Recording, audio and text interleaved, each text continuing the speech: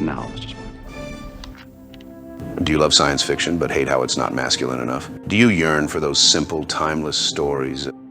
Stories that resonate with something deep in your soul? What the f***? Stories, perfectly told. A movie that doesn't have to keep your attention with giant explosions, sarcastic banter, gratuitous nudity for no reason other than it's awesome. A movie that will make you tear up so much that you have to pretend it's lame and laugh so that your friends don't think you are a sissy. Well, I have the movie for you. We bring you the greatest movie that aged like a fine Romulan ale. It's the movie where Moby Dick meets Charles Dickens, meets the duelists, meets a science fiction western, meets our own awareness of our mortality. In Star Trek II, The Wrath of Khan.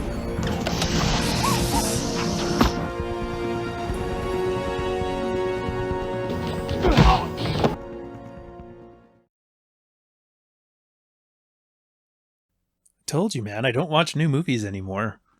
I wish I could say it was because I was getting older and that, watching TV is a young man's game, but that's stupid. I wish I could say it's because of childhood nostalgia and that we all want to go back to the movies that came out when we were a kid, except for this movie came out in 1982. I could barely be classified as a baby. And I tried to read those books that they said everybody's supposed to read. I picked up Moby Dick, and I picked up A Tale of Two Cities, and as soon as I saw 100 chapters of what the hell, I couldn't do it. I tried to read Huckleberry Finn, but when I was young, I had to read books out loud, and I didn't make it far before my grandmother slapped me in the face. This movie did something that movies just can't or won't or don't do anymore. It took the timeless tale of a man obsessed over his white whale, a story of Cold War America colonizing and unifying the galaxy under the banner of peace and prosperity, and that very human feeling of coming to terms with death in it. It put them together in what I'd call it the perfect movie. And very few movies are perfect. Die Hard, Lawrence of Arabia, RoboCop, even fewer movies handle a very mature subject in a way that children could not only watch, but fall in love with. And the only other movie that's handled death this well, I would say, is The Never-Ending Story, but, enough about his peers. In this video, I'm going to give a giant loving handy to the greatest movie ever made, and then I'm going to get angry because Hollywood decided to take this masterpiece and add Yoda doing a lightsaber backflip and some tricks to make it a quick buck. Star Trek II, The Wrath of Khan. So what's Star Trek II?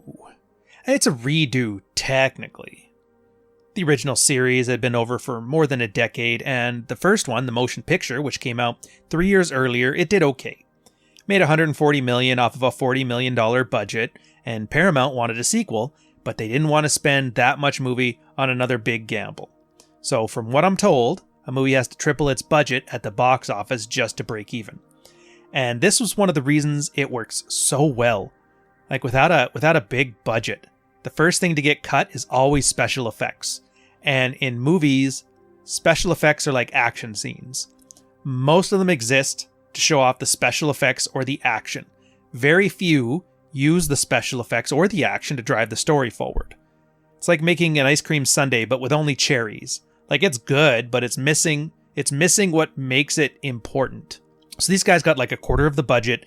They kicked Roddenberry off the production and they hired some new blood. It cost them $12 million to make, and it made $100 million in return. And that's just box office, so it's not too shabby. The director was Nicholas Meyer, and it was written by Jack Sowards. And you've never heard of either of them. And most of their stuff is work that you've never heard of, but the important thing here is Nick directed The Wrath of Khan and The Voyage Home, which are two of the three best Star Trek films, while Jack came up with the idea for the Kobayashi Maru, and it's the keystone story of this film. They were journeyman writers, working directors, not rock stars. They weren't the Stephen King or the Steven Spielberg of their time, but they were competent, and they were consistent, and they were workhorses. It's like that mechanic that somehow always knew what was wrong with your car and can fix it with just a wrench and a screwdriver. We lack competent writers in Hollywood, in films in general, and that's one reason these sort of films are never coming back. So if you've watched the other videos from this channel, you're noticing a pattern. The best films that you've probably never watched weren't made by the greatest, and they weren't made by the most famous, but of that quiet generation of men who treated creative work like work. There was a brief period after the Second World War. Every creative was a veteran, or a retired cop, or they spent their 20s working in a factory. They were around people. They had hardship. They had experience. They had a work ethic, and it made their work shine so much. It's like that joke about Star Wars. You heard this one? It says, Star Wars was created by people who grew up watching Flash Gordon, samurai films, and westerns while playing outside. The people who make Star Wars today grew up in their homes watching Star Wars. And if you don't know what that means, go watch the remake of Star Trek II Wrath of Khan that was made in 2009. And oh, you will. Look how they massacred my boy. When you watch this movie, put your phone down, give it your full attention, get lost, get yourself lost in the moment. I guarantee that you'll be glad that you did. Look, it's Star Trek. I'm not going to pretend that no one knows what Star Trek is. You all know the buddy cop trio, Kirk, Bones, and Spock. You know the supporting cast of Uhuru, Sulu, Scotty, and Chekhov. And in this movie, they avoid having to do a lot of heavy lifting because it's the characters and we know them all so well. Many movies with larger casts tend to have a lot of backstory on characters you never see, and this tends to make them more three-dimensional. It's like when you find out The Lord of the Rings may have been 1,000 pages of story, but Tolkien had 10,000 pages of background, characters, whole languages invented outside of those pages, which made every little interaction riding high above that uncanny valley. So in this story, the characters that matter are Lieutenant Saavik, played by Kirstie Alley, Admiral Kirk, Shatner, Commander Spock, Leonard Nimoy, Bones, DeForest Kelley, and Kirk's son David by Merritt Buttrick, and Khan, which is Ricardo Montalban. Kirk's the protagonist, a man who's past his glory days but misses the adventure of his youth. Get it back before you turn into part of this collection. He spent his whole life considering himself too smart to face death and now collects antiques in his home while he slowly turns into one himself. He always cheated, he always swindled, and always escaped the reality of death, and as he's aging, he's starting to see the gaps. It's coming back to haunt him. A son who he never knew, eyes that don't work as well as they used to, and a nemesis that he had all but forgotten about. Spock and Bones, they're his mirror. Spock's the wise mentor and best friend. He's cold, he's calculating, but humanized. And Bones is brash and pragmatic, but a realistic foil to Spock. And they bicker amongst each other. Spock talking about adventure in pragmatic terms, while Bones yells back about the humanity you leave behind. Their story purpose is like Yoda to Luke, the wise sage. Tuvok and Dave are the audience inserts of Spock and Bones. It's almost like the Ghost of Christmas Past and the Ghost of Christmas Present guiding Kirk to the Ghost of Christmas Future. And then there's Khan. He is the Kirk that could have been. Kirk is known as the greatest captain in Starfleet. Now he's an admiral. Khan was one of the smartest men in the world, and through sheer luck, one ended up having everything, while the other one had everything taken away. In a way, it's kind of seeing Kirk battling with himself. That obsessive need to win, the unwillingness to face death, the loss of loved ones. Kirk losing his from adventure, and Khan because of the hardships of the prison planet. Khan is Moby Dick, and his white whale is Kirk, or the Khan that could have been. Alright, pause. Look, I'm going to be real with you. I hate, and I mean I hate, movie reviews on YouTube. Theater kids and commie wannabe philosophy students love to talk about this movie as either a science fiction spectacle, look at the battles, the models are so real. Exciting pirating. Oh, is it a 4-string maybe? Oh. Like I can't even call their critiques wrong. It's not even that they're wrong. They're wronger than wrong. I could watch a foreign film and tell you it's a great comedy because of all the funny mouth noises that the characters are making and at the same level of qualities that these bozos have in their videos. Like, do you watch westerns and argue for hours over which cowboy has the nicest horse? Do you watch romantic comedies and talk incessantly about how the female lead reminds you of your bitch ex-wife? It's like, no, of course not. Because you're not an idiot. And you know how to enjoy things for what they are. You're not a 30 to 50-year-old man-child who tries to justify wasting his life collecting Funko Pops and getting a degree in philosophy by force-fitting every movie you watch into your stupid worldview. You're an adult. And to that, I'd point to you and say, this guy fucks, and so does this movie. What's the theme of Star Trek II? It's facing your own mortality. It's about getting older, resurrecting one's youth. It's such a human feeling, and we all have it. And if not, we soon will. We all have a moment of existential crisis when we face it. In fact, that moment is so strong that we often have an existential crisis just knowing that someday we're going to face that existential crisis. Even its echo is one of the strongest of human emotions. And so it's a simple theme. And while it may not be wide, all that well runs deep.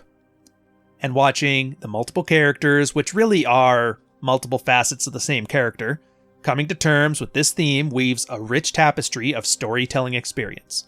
It's also why I don't think these types of movies, I don't think they're ever coming back.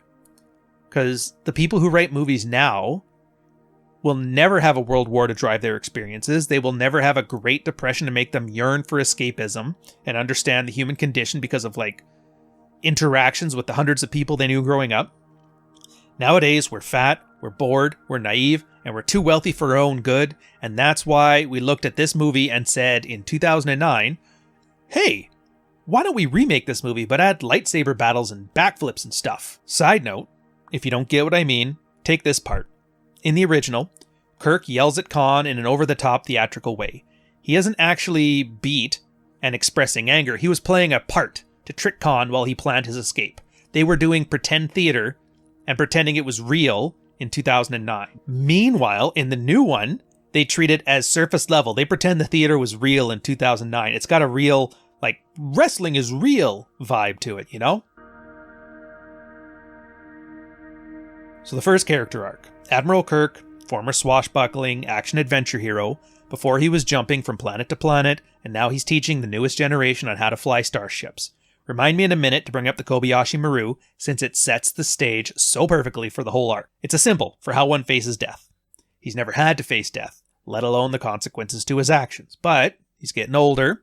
Bones sits him down, gets him a pair of eyeglasses, and delivers a line that defines his character arc. Get back your command. Get it back before you turn into part of this collection. Before you really do grow old. Kirk has a massive desire for adventure, to be a captain again.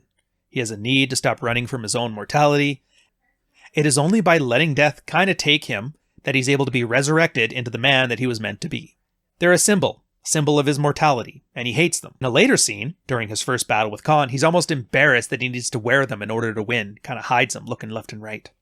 Afterwards, he meets his son, who he's never known his whole life, and whose son hates him for being the man that he is. Both are these symbols of consequences of a life involving cheating death. So as the story progresses, further conflict between his ability to cheat death and the consequences of trying to, and unlike other movies, where defeating the antagonist is the completion of his character arc, defeating Khan isn't where he hits his peak. It's where his best friend Spock has to sacrifice himself to save the ship. He assumed it was another Kobayashi Maru and that he had cheated death once again, but he didn't this time. And he lost that which was most dear to him. And with that, his cocky indifference to death. Jim, I think you better get down here. Better hurry. His character arc is his own Kobayashi Maru. He changes the conditions of his test so that he can win. He cheats death. But this time, he comes to understand that there's always a consequence to cheating death. In doing so, he finds rebirth, and he's young again. The loss and rebirth of a son, the loss of a friend, the rebirth of his need to command. And so he slides into his new equilibrium. He achieves a resurrection. He feels young again. He can no longer cheat death, but that's his new adventure. That's his new trek. It's a far, far better thing I do than I have ever done before.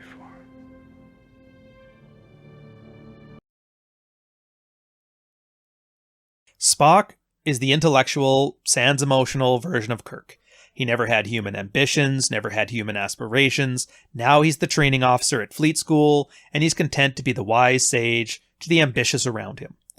In his second scene, he orders a birthday present for Kirk, which is another symbol of his mortality. It's a Tale of Two Cities by Charles Dickens, and I'll tie this in at the end. Trust me. Spock wants to be loyal to his friends and do his duty. Spock needs to give Kirk the solution to the Kobayashi Maru to teach him how to face his own mortality. Spock's reminder of ancient artifacts and birthdays, which annoys Kirk, who prefers not to see his impending mortality, and the fact that after their meeting, he has to go aboard the Enterprise and do his duty and supervise the inspection preparations while Kirk has to go home, further drives home that sense of adventure is still there for the taking. So after receiving a distress call from Science Station Regula 1, he gives the command to Kirk, who, after some token resistance from Kirk, doesn't want to offend. 2 lines stand out as both the main lesson and his character arc. It was a mistake for you to accept promotion. Commanding a starship is your first and best destiny. Anything else is a waste. And the needs of the many outweighed the needs of the few or the one. And that line there is important, along with that other line from The Tale of Two Cities. It's a far, far better thing than I've ever done. It is a far, far better rest that I go to than I have ever known. So we are left to sit on these moments for a long time, until the very end. Kirk defeats Khan, but must escape before an explosion kills everybody inside of this nebula. It's a no-win scenario, a Kobayashi Maru. And while Kirk deals with it by thinking he's cheating death, Spock deals with it by taking the needs of the many outweighing the needs of the one. He sacrifices himself so that he can help his friend solve his own test. He sacrifices himself for the needs of everybody else, and by doing so, he defeats death in his own way. His character arc was about teaching this lesson to Kirk. It also gives more weight to the third movie, The Search for Spock. At the time, I always found it kind of goofy, reducing the gravity of his sacrifice for the sake of a sequel, but the thread was there. So Khan was a genetically enhanced human from the 20th century. As a continuation from an episode in the original series, he was a warlord who tried to take over Kirk's ship. As punishment, he was left along with his new wife on the barren planet of Ceti Alpha V, which he took as a great adventure. After a planet exploded, it knocked him out of orbit, turned the lush paradise into a desert prison. He lost his wife and most of his crew, only kept alive to enact revenge for his perceived wrong. Khan wants to revenge his wife and his decades imprisonment. Khan needs to learn to let go of his hate and live free, but alas, he's the antagonist, so he has the tragic arc of losing his life because he refuses to learn that his strengths are actually weaknesses. So a random scientific mission offers him escape, but upon hearing the man who put him there is not only still alive, but an admiral, he puts aside all other goals for his want of revenge. It's a tragic character arc as his crew tries to reason with him. And he outwitted everybody. He escaped, he has the freedom to go anywhere and do anything, he has a starship, and a crew willing to die for him, but his need for revenge and arrogance of his intelligence gets the better of him in the end. He underestimates Kirk on multiple occasions, each time becoming more deranged, refusing to learn from his experience. He hits him with a sneak attack on the first encounter, and gets greedy, looking for plans to use a super weapon Kirk has, but doesn't know modern starships enough to predict being crippled before they deal the final blow. Next, he buries him in the center of a dead planet, thinking that if he cannot kill him, he can imprison him like he himself was imprisoned, not knowing that he and Spock had the cleverness to not only plan an escape, but trick him into overconfidence again. And finally, sneaking into the final duel in a dangerous part of space called the Matari Nebula, where shields and tactical screens were useless, kind of reminds me of the ending of Ridley Scott's 1977 film, The Duelists, which it's slow-paced, but it's surprisingly interesting to watch. So Kirk defeats his overconfident intelligence by using his experience, and even then, driven by hatred, Khan quotes Moby Dick. From hell's heart, I stab at thee. For hate's sake, I spit my last breath at thee. He attempts to kill himself and take Kirk with him, again. Spock is able to save the crew, while Khan suffers the character arc of the Greek tragedy, undone by his own schemes, his strength becoming a weakness which leads to his demise. Khan had his Kobayashi Maru and dealt with death by being spiteful and wishing revenge. And there's other character arcs. Kirk's son, massive daddy issues, learning to accept Kirk for who he is, and perhaps even learn to love him in spite of his hangups. Khan's first officer has a tragic arc where he learns that his loyalty to Khan, who dismisses the responsibility he has for that loyalty, and it'll be his undoing. It's not important for the video, but those little flavors add some more enjoyment for when you watch the movie more than once. It's something great about stories when you realize there is a world outside of the main plot, and you're only getting to see a part of it, like through a keyhole. It's nice to know that things happen when you're not watching.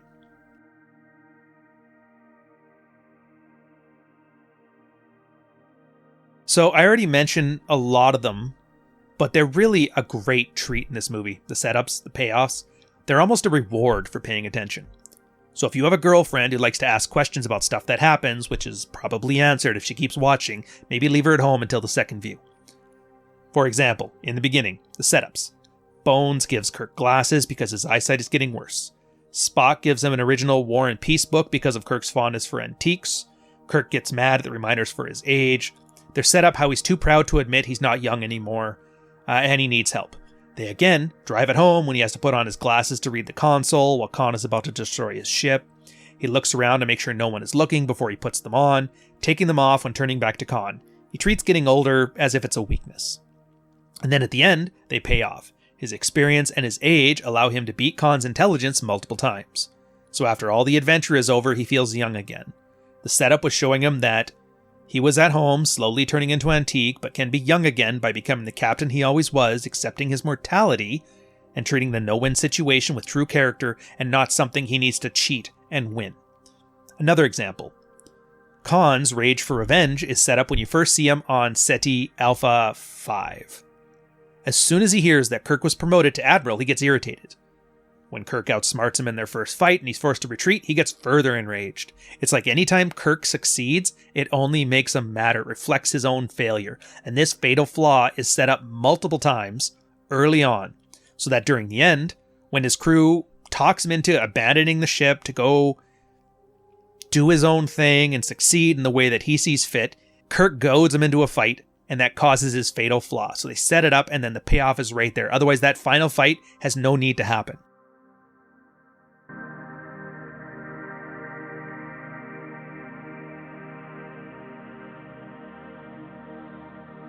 And oh, I love the plot, man. It's such great storytelling. There's multiple things happening. There's a giant cast that must have been absolute torture to keep everything straight in the story. It really should be a masterclass in screenwriting. But first, like I promised, the Kobayashi Maru. See, I didn't forget. It is the small, self-contained story that sets the whole movie up. So if you don't know, it's a training exercise where officers are tasked to rescue a ship from the neutral zone. Think of that like a DMZ between North and South Korea. And in saving the ship, you doom your ship to a Klingon ambush. Lieutenant Savick can't understand the purpose of it. It's a no-win situation. Kirk explains that the purpose isn't to find a solution, but to test the mettle of their officers. What is your character when faced with an unwinnable scenario? Of course, they admit Kirk actually saved the ship. He reprogrammed the machine so he could cheat and won a commendation for his plan. Then he catches up with old friends, reminded of his own mortality. The crew of his ship is full of children, as he puts it. His friend and his doctor are giving him booze and eyeglasses, and those hangovers that never used to happen, but now here we are. Then a distress call, and the movie gets started. He gets a call from his ex-wife on Regula 1 that somebody is stealing a super weapon called Genesis. And it's a MacGuffin that wipes out an entire planet, replacing it with new life, resurrection itself. It's a symbol for Kirk and Spock, the whole movie, really. So cut to a planet, they think it's Ceti Alpha VI. They need a planet with no life on it to test Genesis, but find a few small signals, so Chekhov and Captain Tyrell investigate. Turns out it's Khan's planet, Ceti Alpha V. They weren't expecting to see him. He uses these mind control creatures that he had on the planet to kidnap these guys, take their ship, and to set up a trap to steal the super weapon, and then as he finds out, to get revenge on Kirk. So little does the Enterprise know that when they arrive, it's a trap set up by Khan to revenge himself. Kirk is put into a no-win scenario, and it's only by literally hacking the other ship to drop its shields does he survive this Kobayashi Maru. But he loses Scotty's most promising junior engineer in the process, and they're going to repeat these themes later on, like it rhymes. And then while the Enterprise tries to repair itself, Kirk takes Bones and Savick down to the station to investigate what happened. He runs into his son and his ex-wife and Chekhov and Tyrell, who tell him about Khan torturing the scientists for information. After some introspection, you find out that Khan left Chekhov and Tyrell there to infiltrate and kill the rescue party and Kirk. So when Kirk finds Genesis, they signal Khan to take the superweapon, and he decides to leave the crew on the station, abandoned, where Khan proceeds to finish off the Enterprise. They can't kill Kirk out of loyalty, but the damage is done. Luckily, Kirk and Spock hack the communications again. They figure Khan would be listening in, so they make this makeshift code to confuse Khan that Enterprise can't beam them out. So again, Kirk solves his Kobayashi Maru by cheating to create a win-win condition. Unfortunately, Captain Tyrell goes insane before they can escape, and he shoots himself. Again, that same process repeats. Now, everybody's back on board. Khan chases the Enterprise around the planet. She could still easily dispatch the Enterprise, which is barely working, so in this third Kobayashi Maru, Kirk decides to hack the environment. He goes into this nebula that prevents shields from functioning and computers from working, so Khan loses his advantage. Khan is almost talked into leaving and conquering the galaxy with his new weapon until Kirk baits Khan into following him. And this is Khan's Kobayashi Maru, except he consciously chooses to fail his no-win scenario. Khan is intelligent, but Kirk has experience. They are no match, but Spock suggests that Khan can't think in 3 dimensions. He's treating this like a Navy battle. So Kirk uses this to win, but Khan decides to have his revenge by activating Genesis, which will destroy the nebula and Kirk with it. So in this tension-building finale, Kirk is told they can't escape without a warp drive, Scotty doesn't have enough time to repair it, Spock decides to take his Kobayashi Maru. He is an alien who can handle the radiation in the warp core for longer than humans. He repairs it manually, sentencing himself to death and saving the crew. And then they have that moment where you have to pretend you're not cutting onions in the room, where Kirk finally understands the lessons Spock was trying to teach him. Cheating death isn't the way to win the Kobayashi Maru. It's only by putting the needs of the many over the needs of the few that you're able to win. The old Kirk dies and is resurrected by the one who is young again. He has a son from which he can learn to love again. He saved the galaxy, and he keeps the memory of his friend alive through his memories. Like, dude, this film is perfect. And I'll end with this. There was a brief period in history where the world had the kinds of hardship that crafted some of the best and the brightest creatives the world has ever known.